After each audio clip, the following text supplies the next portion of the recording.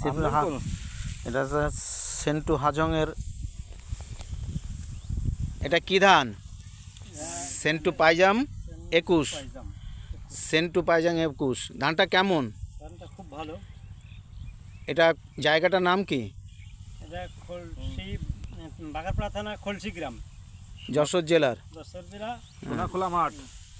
এই মাঠে এই যে রোপণ করা হয়েছে ধান, এই ধানের ফলনটা কেমন ধরনের বোঝা যাচ্ছে? এখন দেখলে মনে হচ্ছে কেমন? খুব ভালো মনে হচ্ছে। এর গাঁথুনি বালির পরিমাণটা কেমন দেখা যাচ্ছে? খুব ভালো। এটা কি সবার কি ভালো লাগবে?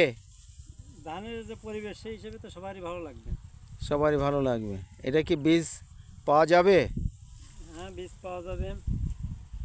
বীজ পেতে গেলে যোগাযোগ করতে হবে 015524316554।